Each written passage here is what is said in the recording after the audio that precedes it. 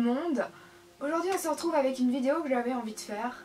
Je me suis dit allez, on va la mettre vendredi, comme ça je pense que ça va pouvoir vous être utile pour ce week-end qui arrive, puisque c'est souvent le genre de week-end ou même les vacances où on va ressortir les petits films d'horreur, les petits films un petit peu effrayants. Enfin je sais qu'il y en a qui n'aiment pas du tout, moi c'est vraiment le genre de film que j'adore trop. Pour la Noël je vous avais fait un top 10 je pense de mes films préférés de Noël. Je me suis dit mais pourquoi pas le faire également maintenant, vous faire un top 5 de mes films préférés, mes films d'horreur préférés plutôt.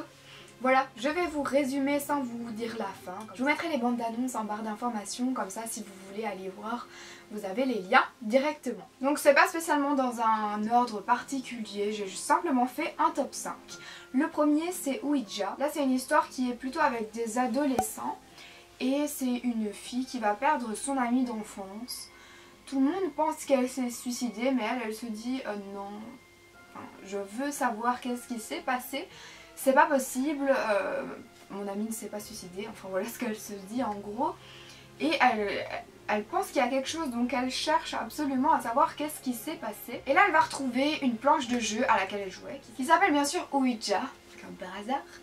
Et en fait ils jouaient à ça quand ils étaient petites, et ça voulait dire qu'ils rappellent les esprits et tout. Enfin pour eux c'était un jeu quoi, quand ils étaient petites. Et là bah, elle va ressortir ce jeu et elle va demander aux autres d'y participer avec elle et tout. Enfin bref, je ne vous en dis pas plus. Et ça tourne autour de cette histoire là en gros pour ce film. Alors le second film c'est Unfriended. Alors là c'est vraiment quelque chose qui m'a accrochée quand j'avais l'impression en fait à travers ce film d'être derrière mon PC, tout simplement parce que ça se passe sur une conversation Skype plus particulièrement. Alors en gros c'est une jeune adolescente encore une fois qui est dans un lycée et lors d'une soirée il y a une vidéo compromettante qui a été faite d'elle. Du coup après ça a tourné sur internet et la fille, bah, tellement on s'est moqué d'elle, elle s'est suicidée parce que ça a été vraiment très loin sur internet. Et donc là c'est les 6 amis du lycée quoi, qui se retrouvent sur Skype, mais il va se passer quelque chose tout simplement sur ce Skype.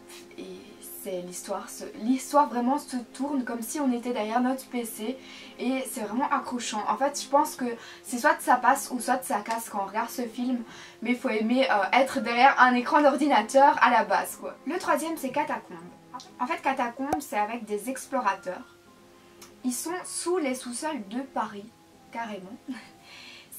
Ça fait des kilomètres et ils veulent découvrir carrément qu'est-ce qui se passe sous ces labyrinthes là. En fait au départ quand ça a commencé le film je me suis dit mais qu'est-ce que c'est de ça?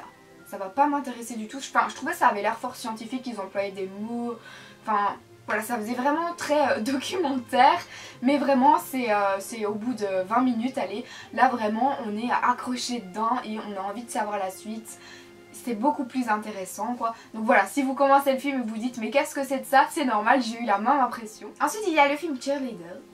Vous vous en doutez, c'est encore avec des lycéens et tout. Et là c'est une pom-pom girl en fait super connue dans le lycée qui lors d'un entraînement va mourir parce qu'elle s'est fait un sale coup et elle meurt directement. Alors là ben ils sont bien évidemment à la recherche d'une nouvelle pom-pom girl et c'est Maddie, vraiment une rebelle du lycée qui va intégrer l'équipe. Et lors d'une soirée mais bien arrosée, il va se passer un truc de fou, un truc de malade.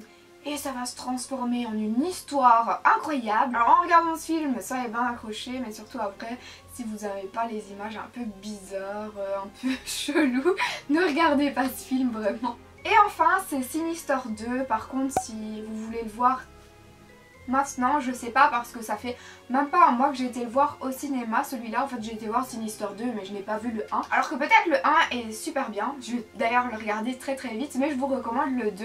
En tout cas je trouvais pas que ça faisait suite au 1 vu que je l'ai compris et je n'ai pas vu le 1. Enfin vous m'avez compris, je sais pas si j'ai été très claire, j'ai l'impression de me m'être embrouillée.